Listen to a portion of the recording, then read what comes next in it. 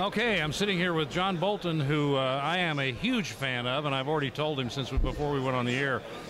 He's the former ambassador of the United States to the United Nations. That had to be a job that I just don't think I could have done it, had the patience. You have the patience of Job, you must. Well, it's a lot of damage control involved, that's for sure. But, you know, it's important to represent the United States effectively and not be a well-bred doormat up there, and that's what I tried to do. But, you know, I think that most, you know, I'm kind of here advocating for seniors, and we're talking about seniors of Generation America. And everybody that I talk to, they look at the United Nations, and their first visceral response is, oh, why don't we just get out of the United Nations? Why do we have to pay the money? Why do they have to be in New York? Why do we have to deal with all these despots? And what is the answer to that? Well, you know, Jeane Kirkpatrick, one of my predecessors, a great ambassador, was once asked if we should withdraw from the United Nations, and she paused and thought for a moment and said, no, it's not worth the trouble. You know, the fact is there are agencies in the UN, which is a vast and sprawling enterprise, part of its problem. But there are agencies that do good work, the technical specialized like, for instance, agencies, the Universal Postal Union, the World Intellectual Property Organization. You don't hear about them because they do their job. I have no idea what they are. And nobody pays any attention to them. The humanitarian work that the UN does can sometimes be important. What's broken at the UN are the political decision-making bodies. The but isn't it Council. all about politics, the UN? I mean, it's just fundamentally all about that, isn't it? Well, that certainly is one of the focuses, and it's where people do hear the most about it, and it's where the failure is greatest. We can see it most recently in Syria, where former Secretary General Kofi Annan had a mission that completely failed to stop I watched the killing. that. Well, it just disintegrated around. I mean, Right. there was just no authority there at all. Exactly. No one appreciated him. No one. And that will not change in the UN unless there's, in my view, one fundamental change. It goes to the point you made about all the money we spend up there. You know, we give 22% of the budgets of most UN agencies. We give it automatically. It's called an assessed contribution. They set the budget. We give 22%.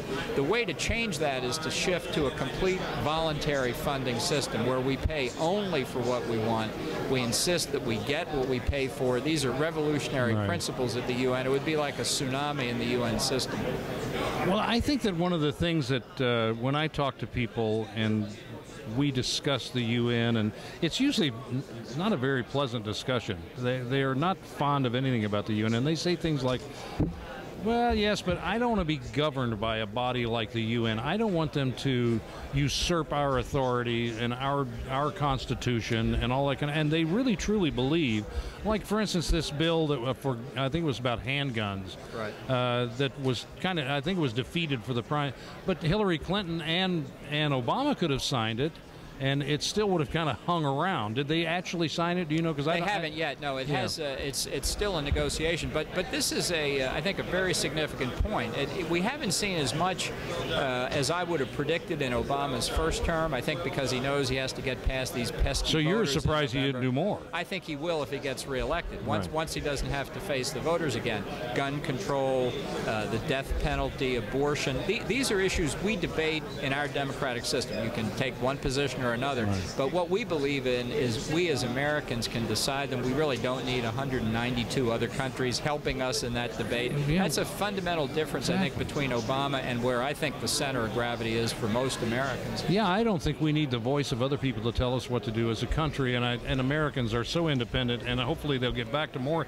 I think, you know, Dennis Prager, I think, said probably the most honest thing. He said, everybody talks about our enemies. He said, our enemy is us. Yeah, look, we should be responsible for our future, and we don't really need to negotiate key elements of our policy in treaty negotiations in the UN system. Absolutely. Well, I appreciate meeting you. You're like, well, thanks very much. You know, I'm on television and everybody knows me and I'm a celebrity. And they're like, oh, Chuck Woolery, I've been watching you all my life. And then I get into the political realm and I see all these people who I admire, and you're certainly one of them. So I have the same kind of visceral feeling. You're saying the word visceral again. Much. That, yeah, you're like a hero of mine. I appreciate it. Well, Thank good to see you. So much. Glad to be with you. Thank you. By.